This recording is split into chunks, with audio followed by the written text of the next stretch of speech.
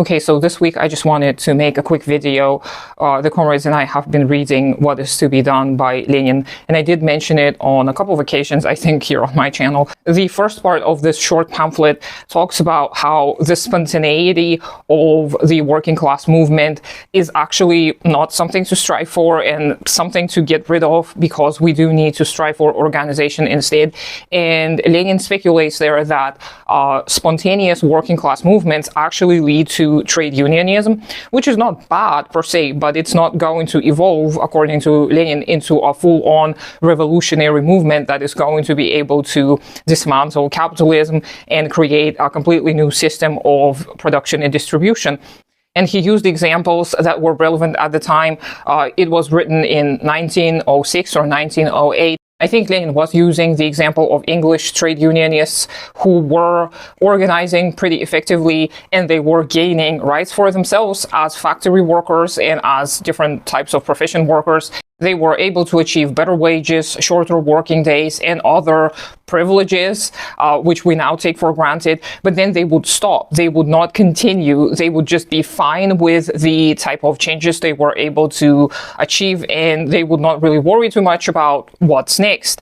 And Lenin obviously is not happy with this. He's saying that in order for the trade unionist movement that kind of spontaneously arises within a workforce, we need an influence from the outside. And by the influence from the outside, he meant Marxist intellectuals who would join forces with the working class movement, and then together they would be able to refine their goals, and the workforce would be able to understand that just achieving those little things like wage increases, better working conditions, that is not enough. And we need to keep pushing, and we need to change the whole system of production so that later we don't have to fight the exact same battle as before, because ultimately under capitalism there's going to be another economic crisis, there's going to be another inflation, and all these things that the workers have previously achieved, these things will be kind of negated, and they will have to fight once again for the exact same things, and this is going to wear them down, and they are going to either die because they would be old, or they would just suffer under the same conditions. So Lenin, of course, wanted everything to change, the conditions to change so drastically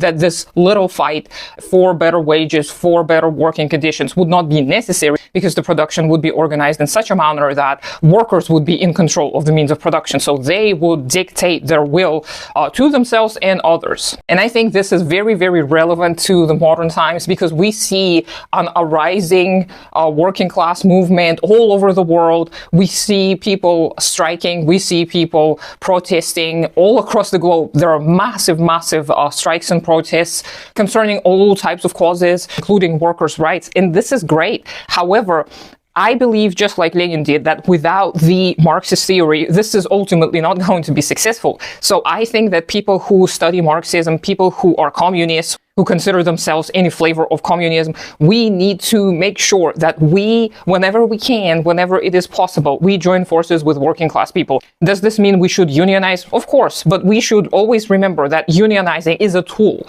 It is not the ultimate end goal. It is a tool so that we are able to show the workers that we have the power to not only organize, but change, and change the systems to such an extent that everything is going to become better for everyone forever, if we set our mind to it. It's not, of course, a mindset thing. It means that we should be ready to face very serious fights. And of course, I'm not going to mention which ones. You can read Lenin and you can read theory yourself, and you probably already know what kind of fights I'm talking about.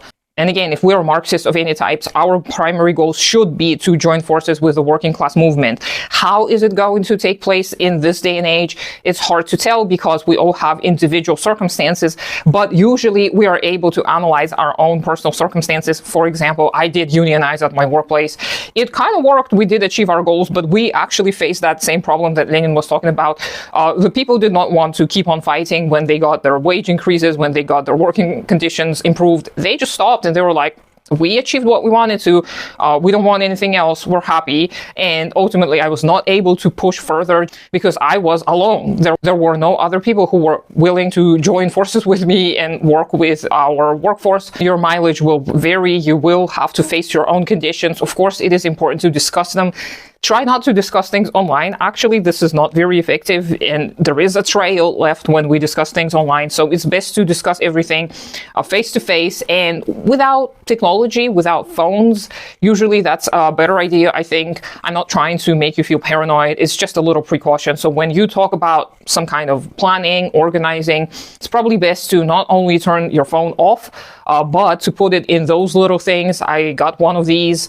They are blocking any kind of signal, so no satellites are going to be able to read data off your phone. And of course, it's best to get a burner phone if you can, and then you don't have to have any kind of data on it. But again, use one of these. I think they're Faraday bags or something along these lines, and just be generally safe and cautious about organizing, because you may get in trouble just because the bourgeois class nowadays is on alert, on high alert. They are preparing themselves, they are organizing themselves, and they have been very organized, unlike the working class people, just because they have the resources, the capabilities to do so, and we don't. We have to carve out time out of pretty much nothing, because we have to work, we have to do community with others, we have to live our life, survive somehow, and because of this we don't have the privilege of the time. But we need to try our best to still meet up with whoever we can and try to do little things. And I've already shared a few different things you can get started with, and things may be a bit slow at the beginning, but it is essential to take at least those little steps